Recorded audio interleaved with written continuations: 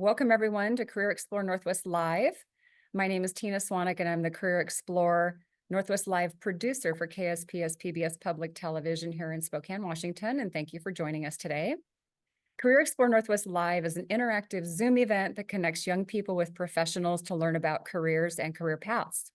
And today we're going to be learning about careers in video production and directing with the help of Michaela Fox from KSPS PBS Public Television.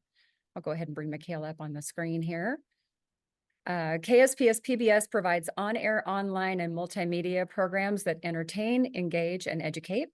And you might be familiar with some of our popular programs we air, such as Masterpiece Theater, Antiques Roadshow, very popular, and also PBS NewsHour. And many of you probably grew up watching PBS Kids programs like Curious George and Wild Kratts. KSPS PBS has viewers in over 2 million households in the Inland Northwest and in Canada. And Michaela is a video producer, director for the station. Michaela, thank you so much for joining us today to share your career story. Thank you for having me. And also with us today, we have two schools. Freeman High School with instructor Pia Longinati. Give us a wave.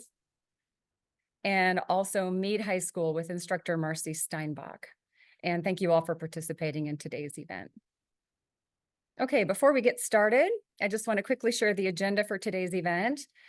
First, Michaela is going to provide us a brief overview of her education and career journeys, and then we'll take a few questions from our student guests today. And after that, Michaela will move to her editing bay. So we're going to take a quick break where we'll share Michaela's reel, which is basically her portfolio of work, while she moves to her editing bay where she does editing and production work. And then we'll take more student questions in that space.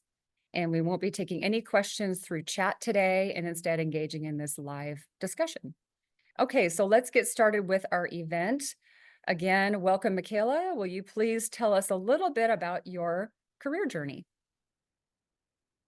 Yeah, thank you. So here I am at KSPS. I'm in my third year here, but that's not where my journey started.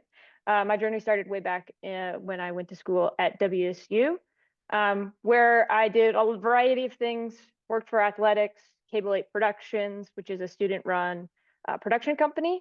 The Daily Evergreen, I was a photographer for them, which is the daily newspaper, as well as I was a radio host for their student-run college radio, KUGR. And because of those experiences, I was able to get an internship at Northwest Public Broadcasting, which is the PBS and NPR station for Pullman, Moscow, the Tri-Cities. And so I did that my entire senior year. And because of that job, or because of that internship, I was able to actually get a full-time job working at Northwest Public Broadcasting. And I worked there for about 7.5 years. While I was there, I mainly worked in documentary style filmmaking, news, 2D animation, podcasting, social media, and photography. So I kind of got a breadth of work. So feel free to kind of send your questions in those kind of areas. And yeah, that's kind of been my career journey so far. And can you tell us just real quickly, what does a video producer director do? Yeah, so there's 3 kind of parts to production. Currently, I'm in the pre-production phase, which is me sitting at my laptop. And this is the part where I am looking to find stories. I'm looking for guests. This is where I'm doing my research. And once I find someone and I reach out, this is where I'm scheduling when we're going to do the production. This is when I schedule my own crew. I'm doing that all kind of from my computer or my laptop. And once I get everything scheduled and we are on shoot day, the second part of production is the actual production, which I am in right now. Go, Ben. Perfect. All right, so we're actually in a studio, one of our studios here at KSPS. And if you go to right over here, you can see this is actually one of our sets for one of our shows. And we have the set here, we have a camera. This is one of our studio cameras. And then we even use these light grids that we're going to scroll to, where we're able to light this whole setup. This is a huge grid. We can put as many lights that we want. We can change color temperature, do all of that within this space. And so that's one facet of my production job, but also most of the time you can see me out in the field. So things like these lights in front of me are more the lights that we would bring because we don't have a light grid out in the field. And then also these cameras that are sitting next to me are much smaller. So we have our DSLR here on top of a gimbal and our more cinematic camera right here. It's a little bit smaller. And so both of these are more of the things that you'll see me use out in the field along with my boom mic up here.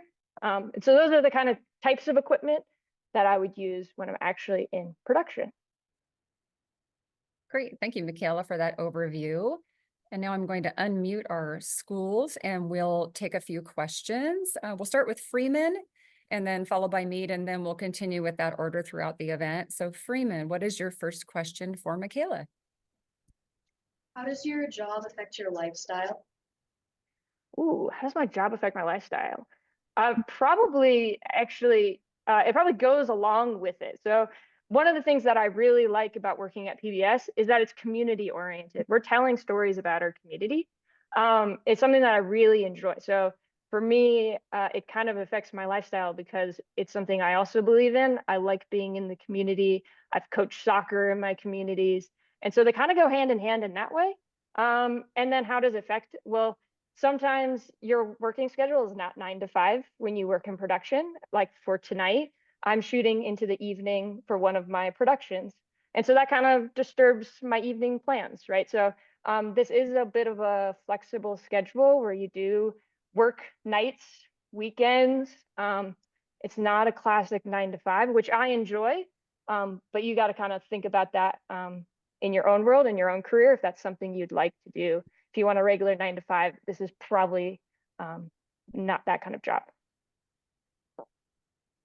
Okay, Mead High School.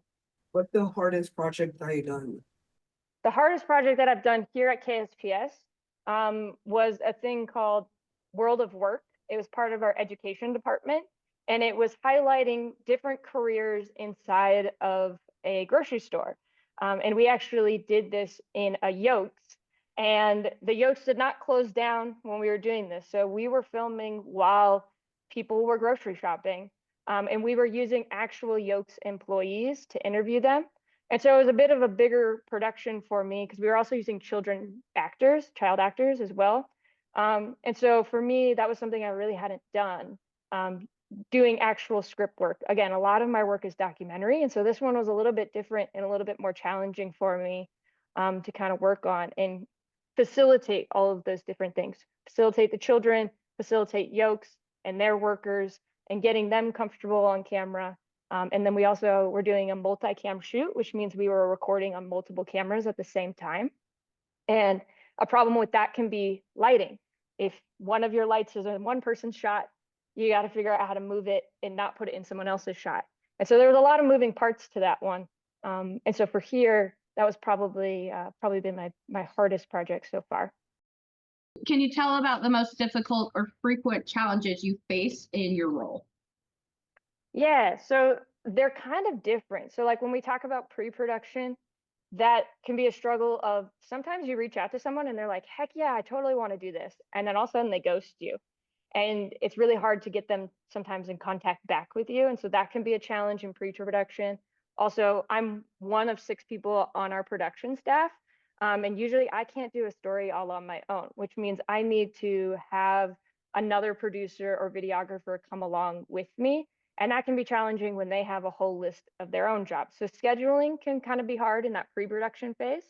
And then in production, what can be challenging is that most of the time we are not doing scout locations. And that basically just means that we're not showing up to an event before we record to see what it looks like. And so that can be challenging every time you kind of show up to a new place. It's okay, it's a white wall. That's not the greatest background. Okay, there's a lot of windows. How are we going to compete with the sun? And so those are kind of challenges that you can kind of face every day. And that's what it's like to be kind of think on your feet, think quickly, and make decisions in the best way that you can in the moment. But yeah, those are probably the kind of 2 challenges that you face quite a bit, which I find exciting. That's kind of what I love about the job, is that no shoot is the same. It's similar, but not the same. And so, yeah, those are probably some of the bigger challenges you kind of face on a day to day. Mead High School. Have you ever thought that maybe this job wasn't for you? Yeah, it was funny you asked that question, or I saw that question come across my email before. And, I think in the grand scheme of things, I'm 30 years old. I've been doing this for over 9 years. Who knows where life will take me? Am I going to always be in production? I don't know, never say never. But there are times that I think, and I kind of talked with Tina about this of, I am a woman in production. And so there has been situations that I haven't liked spots where I have been at, and I have left them because I didn't like how they were being run. And so there has been jobs I have definitely left in this field, but that doesn't mean that I've hated the job. I hated the environment that job was. And so not yet have I thought, man, I just totally need to get out of production. And again, I think the reason I have stayed in it so long is being in public broadcasting. I might, I'm not in the private sector. I'm not trying to sell a product or a gadget to someone. I'm not saying those jobs are bad or whatever, but it just didn't align with what I wanted to do in my career. And so for me, I think I really enjoy, again, telling people's stories, telling community stories, and PBS allows me to do that. And so that's kind of, and I thought myself I'd find myself in PBS. I was not a PBS kid. My parents don't watch PBS. And it just happened to be that there was an internship opportunity, and I ended up falling in love with the mission. And so for now, I'm liking it, but I don't know, I might find myself all over. I think that's the one thing about this job. It really provides, again, that kind of quick thinking skills on your feet. It's different every day. And so it's people skills. I'm talking with people all the time, and you get those. And so even if I did find myself in another job, there's a lot of skill sets you learn in production that you can kind of take wherever you want to go. It's a very flexible career. And I think, when you talk about culture fit, it's really important to find a good culture fit wherever you're working. Very important. So next question, Freeman. What do you think is the best way to earn a job? The best way to earn a job. For this one, it really is about kind of being hardworking. Unfortunately, this job is a little bit hierarchical, right? So PA, if you've ever heard that term, just means production assistant. And that's kind of, unfortunately, the person at the bottom of the rung. You're the one who's loading the gear in and out of the van. You're the one who might be building the cameras, building the lights, going up on the ladder to hang a light in the light grid. Those or even just, unfortunately, the very minimum, you might be getting someone coffee. It's not my favorite thing about how to treat a PA. And so that's something, again, culturally, you want to be in a spot. But it's really just hardworking, saying yes, being the one that's going to gaff the cables on the ground, which basically just means taping cables to the floor. If you can be hardworking, say yes, have a good attitude, you can find yourself in spots. This job, I would say, has a lot of reputation around it. If you can do well at one job and someone recognizes that, they're going to probably suggest you to someone else. And that's kind of how this job works. Is you hopscotch. You do really good at one job, someone recognizes it, and when another job comes up, they go, hey, I want Michaela on my team. She did great at my last production. And so, yeah, this job is really a lot of word of mouth, of trying to hop around. And so you can just be kind, hardworking, someone people want you to be there. It's kind of how you can move around in this world. Okay, let's take one more question from Mead High School, and then we'll transition spaces. Mead. What made you do this career? Ooh, what made me do this career? It's funny. I was always in photography. I always had a camera with me when I was a kid. But I didn't make my first video until my senior year of high school. And then I really didn't even get to go into production world when I was in college until almost end of my sophomore year. And so there was a little part of me like, well, did I make the right pick? And the reason that I ended up choosing WSU at all was because I didn't know if I wanted to do production. And so I didn't want to go to like a film institute or something like that that pigeonholed me into production. I wanted to go to a big enough university that if I didn't like production, I could change my career without changing the school I ended up going to. And that was just for me. And but the one thing that really made me realize like, oh, I think I can make a career out of this was my junior year, my second semester of my junior year of college. We had an Avid editing class. And when I got kind of into the meat of that editing class, that's when like the light bulb switched. I was like, oh, I think I could do this. I really enjoyed editing. And that was kind of actually where I started. My internship was, I was mainly their editor. The first couple of years working at Northwest Public Broadcasting, I was mainly the editor. As I got to grow and get more opportunities, that's when I got to move into being a producer, a director, those other things. But editing is where I fell in love with this job, and it's probably the thing that keeps me coming back. Okay, thank you, Michaela. I think we're going to go ahead and make a switch, and Michaela is going to move down to her production and editing space. And while she's doing that, we'll go ahead and take a look at her reel, which is basically the portfolio of her work that kind of emphasizes her experience, skills, and creativity.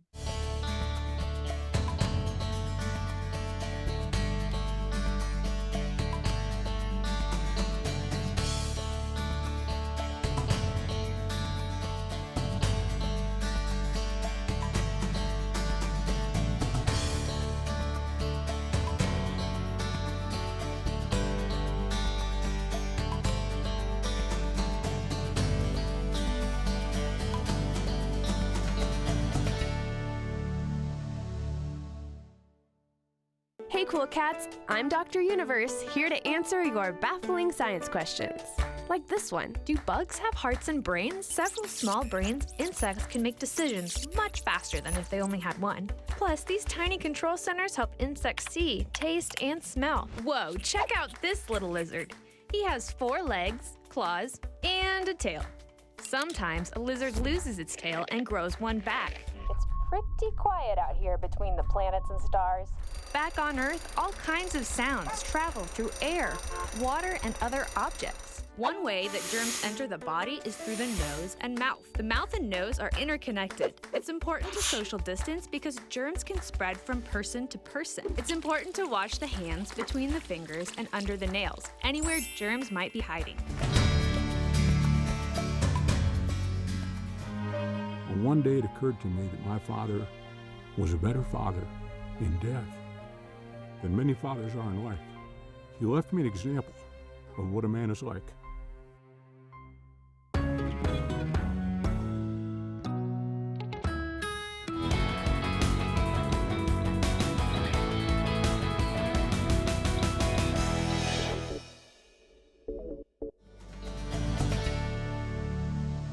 Okay, and we're back. And now Michaela is in her edit bay. Michaela, would you just tell us real quickly what kind of work you do in the editing bay, and just maybe a quick overview of your tasks there? Yeah. So yeah, now we're in my actual edit. Now we're actually in my office, which is actually where I do most pre-production. But the third and final thing of production is what we call post-production, which is basically the editing portion. So we are an Adobe Creative Cloud office. And so behind me, I have one of my Premiere projects up. But yeah, so in here, I'm putting together the final touches of the stuff that I went out and shot during production. Okay, great. Let's continue on with our questions from our guest schools. Freeman, what is your next question for Michaela? What story have you told that has stuck with you? Story have I told that has stuck with me? I had a great opportunity when I was in college to tell some stories because the university is more of a journalism school. I was telling a couple journalism stories, and so those ones kind of stick with you. And we were actually doing these stories called journalism in trauma, basically talking to journalists who have gone out and, you know, because a lot of times, you know, at the scene of an accident or when something happens, you know, you hear a lot about how first responders kind of react to that, but most of the time there's journalists there too who are first on scene to see things and recognize things.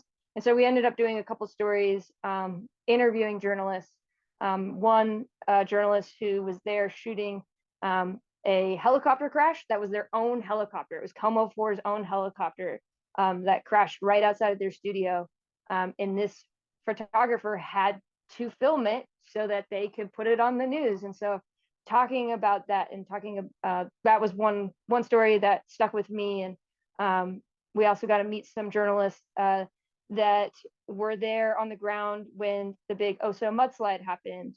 And so those kind of stories stick with you a little bit more than kind of the fun, fluffy stories. I mean, those are fun too. I mean, I got to go do ghost stories and meet people who really believe in ghosts and got to tell their stories. So you get the fun stuff, and then sometimes you get more of the sad dramatic stuff. So both I think those are, yeah, some of the bigger ones. How do you choose what type of media you will be creating, and how do you go about asking people to be a part of your project? So how we choose, most of the stuff here is kind of like chosen for us, right? Like we have a show called Northwest Profiles, and that's where we highlight cool people doing cool things in the Pacific Northwest. And so for that one, how most of the time we find stories, it's kind of a variety of ways. So for example, this little prop that my producers here put up in my office, it's Lilac City Local. I just found it sitting around. So like there's ways of finding stories where like if you sometimes go into a building and there's an elevator, sometimes they have like a little board, or by a bathroom where they have like a little board where people have stuck up their business cards. I have taken those. I mean, I have some just here on my desk. Like this was up on a wall and there was a couple of them and I grabbed it. And now I'm doing a story about aerial arts, which is what this one is.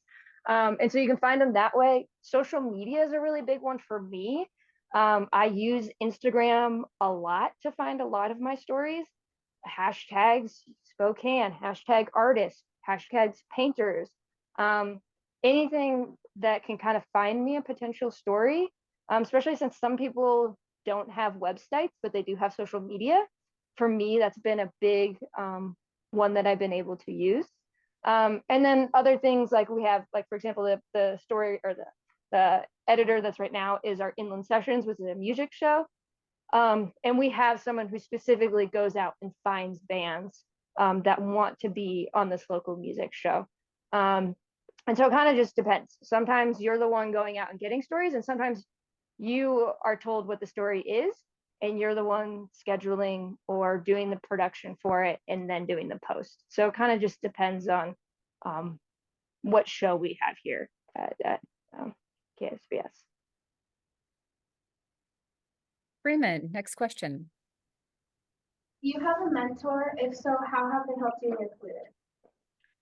Yeah, I have a mentor for sure. I mean, probably, so it's Connolly Roden, who was the one who even gave me this job. He was a professor. He was actually my professor at WSU, and he was my production professor and actually the professor that taught me that Avid editing class.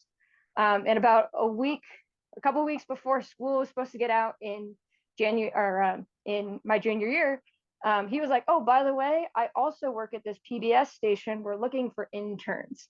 If you want to apply for the internship, it's due on Friday." And I think having that time where I was working with him as a student in his class gave me the opportunity to actually get that internship. And then he supported me and opened up the position after I graduated for me to apply and get there. And so he's probably been the one that has always kind of baseline. I still get his opinion on things just because he was a great teacher, a great mentor, really encouraged me, supported me, you know, advocated for me, which I think is the biggest one. We kind of talked about it earlier. This job really can be word of mouth. And so he has always kind of let me be in spaces or put me in spaces that maybe I wouldn't have found on my own, but he advocated for me. So if you can kind of find someone, whether it's a professor or reaching out to someone on social media that you really envy and trying to create a relationship with them, it really does help. Being a producer, like, what do you believe is the most important quality you can have? Being a producer, I think it relates in all of them is flexibility. Flexibility and being able to handle pressure. Things are always going to kind of, I don't want to say go wrong, but there's very rarely times where everything goes 100% right. And so if you can be flexible and think on the fly and kind of be calm, it's probably number one, the best thing about the job is that you do kind of have to not freak out when things are going wrong. Be able to quickly think on your feet and be like, all right, that didn't work, or that didn't, it wasn't how I envisioned. That's fine. This is how reality is now. And let's do what we can do now. And so, yeah, I'd say flexibility is really, don't get stuck in your own way. Freeman, next question. Michaela, I'm wondering, because I know you went through the Murrow School. I don't know if you did journalism in high school at all, but I'm wondering like what skills you brought from your schooling that were really helpful for your job, and what things like you wish you had learned, or skills that you had to learn as you were going, and build off of. Yeah. So didn't have any experience in high school. Just the school I went to, that wasn't an option. But yeah, definitely in going through the Murrow College, being a more journalism based one, it helped with my documentary style stuff. But as you could kind of see from my reel, I did a lot of 2D animation, and that was not something we got taught while I was at school. And actually, technically, in my editing, I learned Avid editing, which is a different software. And it wasn't really until after I graduated that I really got into Premiere. And so, yeah, there are times where you kind of have to learn things on your own. And that, again, is the beauty of the internet. The 2D animation, that Ask Dr. Universe series, I would not say I have any animation skills. I didn't go through graphic design, didn't do any animation. That was all stuff that I kind of figured out on my own. And I used the internet. I Googled what I wanted to do. I followed people on YouTube that I really liked, how they broke down tutorials when I wanted things done a certain way. And so, yeah, you're kind of always learning, but that's the beauty that YouTube kind of can provide us now. Even now, if I want to do something in Photoshop or Illustrator or After Effects, and I'm like, why isn't this working? Or how is someone able to do that? Like sometimes I'll see stuff in the media out in the real world, and I'll go like, man, that was cool. I wonder how they did that. And I kind of will Google it and figure it out. And so, yeah, there's stuff that you're always learning that you're never going to kind of always know on your own. And so, yeah, YouTube is a great resource. Meade High School, next question. What part of a project is most difficult for you? I think we talked about challenges, and I think, yeah, each of them are kind of the same. Maybe I'll talk about it, because I didn't talk about it in the editing side of it. Sometimes you go out, you film, you have all of this footage, right? And you put it on your editor and you're like, how am I going to make a story of this? And sorry, one of my producers is sitting in here and he just laughed as well, because yeah, sometimes you have a lot of footage and you're like, or sometimes you don't have enough. Like sometimes the place you went to wasn't able to provide enough footage, and you're kind of like, and it kind of dictates how long maybe a piece is going to be. If you didn't get enough what we call B-roll, the stuff that goes over the interview, your story might all of a sudden be shrinking from a 6-minute piece all the way down to like a 3-minute piece. And so yeah, so in an editing space, yeah, that can be a real challenge. Or sometimes maybe the person you interviewed, when you were doing the interview, you thought, oh, man, that person answered all my questions. It all sounds great. And then when you're actually sitting here and listening it to on an editor, you're like, man, it takes them 3 minutes to answer that one question. And I don't have 3 minutes to listen to that full through thing. And so sometimes it's writing a script to summarize what that person said so that you can get to the next point quicker.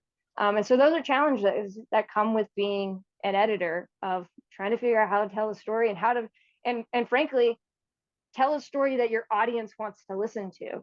I'm not a freelancer where I'm just making content for myself. I'm making content for our PBS audience. And so that means I need to make a story that those people want to watch. Freeman, next question. Do you have a dream project that you'd like to do? Ooh, a dream project. Oh, I don't know if it's a dream project. Maybe just, thinking about like next steps in life and career. I really enjoy like the seeing the social media from like national parks, and a lot of that kind of creativity. I'm someone who likes being outdoors, and so those kind of like I've always thought, oh, maybe I'll work for like a Parks and Rec department or a national park, just because those are, again, mission oriented organizations. And so for me, that's something I lean towards, like I've talked about. And so, yeah, I don't know if I've ever dreamed that big about what production I want to go to, but next career or next job, those are some of the places, again, more of those community, more mission driven places, or places I find myself wanting to gravitate towards. Have you ever written something or made a video that you didn't like? Have I ever ran something or made a video I didn't like? I wouldn't say outright didn't like. A lot of the times you're self-critical, right? Like every time you look at a project that you did, like everything can always be more fine-tuned, more edited, or or when you're sitting in that editor and you're listening to the raw audio of the interview, you're like, dang, I should have asked this question, or I should have asked that question. That would have made this story pop so much better. And so I think you're always kind of self-critical. There's never a story where I put it out where I went, man, like that was garbage, because I don't think that's the case. I think it's just more that a lot of us in this thing are very particular, very critical of their own work. You show it to someone and they go, oh, that was amazing, that was great. And you're like, oh, you didn't see that like little cut there, or that little like blurb there? Like, how do you not see these? And so I think you magnify your own work more than the average person probably sees it.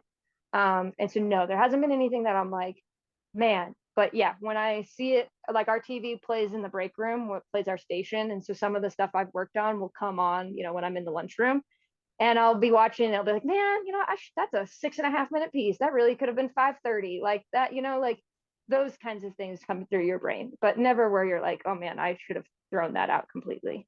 Okay, I think we have time for one more question. Freeman, do you have another question for Michaela? Yeah, we have one more. I'm wondering, obviously teamwork is important in what you do. I'm wondering what like skills or like what makes your production team work, and like what are some things that have like really hurt your production team in your experience? Yeah. So what makes production teams work, I think, is one, recognizing people's strengths and giving them those jobs. If you can recognize what people are good at and hand that job out to them, it makes your production so much easier. It's and then also like it's silly, but like kindness is like the biggest one. Like, again, I've talked about it earlier, like being someone people want to work with. Also like genuinely saying thank you. Like when sometimes there's stressful moments, and someone comes up with an idea that's the best, right? Best idea wins, no matter who it comes from. And genuinely kind of thanking them, because that might have kind of saved your production. And then also being genuine with like a sorry. Like, again, there's sometimes production where you're on a time commitment and things aren't going well, and you can't figure out why things aren't going well, and you're human and things kind of snap. And if you can genuinely apologize to someone in your team, and that makes it so much more, everyone kind of respects each other. And so those things are, when I've been around people like that who can do those quality things, it makes me want to work for them more. Because even though I'm a producer, sometimes I'm someone's videographer. Sometimes I'm someone's PA. And I want to do the best I can in those roles to make sure that person's production goes off without a hitch, so that when they become my videographer or my PA, that they'll do the same for me. And so if you can kind of yourself can, because that's all you can control is yourself. And so if you can control yourself and do the best you can in every production, then the people will want to rise to your level and help you just as much. So I would say, and in environments where that wasn't the case, where kindness wasn't kind of the driving force, being respectful wasn't the kind of driving force, I have found myself leaving those jobs.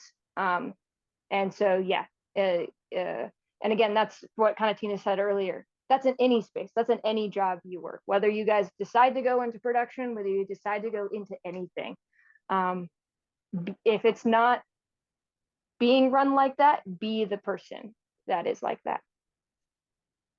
Michaela, is there anything that you would like to add that maybe hasn't been covered in the question and answer portion of this event that you think is really important for students to know about this career? No, I think, we talked about such a little facet of all the things you can do in production, right? Like, there's so many more different levels to something. Like if I had went down to like LA and did big television productions, but I also want you to know that there are opportunities to do more local content. Things like a lot more companies now have social media and need people who can shoot video and edit video that entertains their audience. And so even though this is my path and it was very narrow to what I do, there's such a breadth of what is out there. And so again, even if you're like a little bit interested in this day and age, you can find people who have social media accounts or YouTube accounts, and you can kind of pick and choose and learn from other people to find if this is a career that you really want to go down. And also, nothing's permanent. So if you want to try it out and realize this isn't for you, at some point you can. So I think, again, that's where that flexibility that we talked about, and that know your personality strength. If you're someone who like has to have it your way at all times, maybe look into a different career. Okay, thank you so much, Michaela, for being here today. I'm going to bring everybody back up on the screen. Michaela, we really appreciate you taking time today to share your experiences with us and your information about your career tasks, your journey, some tips for those people who are interested in going into video production and directing. And thanks once more to Pia Longinati and the students from Freeman High School, and also Marcy Steinbach and the students from Meade High School for joining us today for this event. We hope you found this session to be very informative, interesting, and especially for those of you who might be considering this career, we hope you've gained some information that helps you to decide if perhaps this is a career path you'd like to pursue.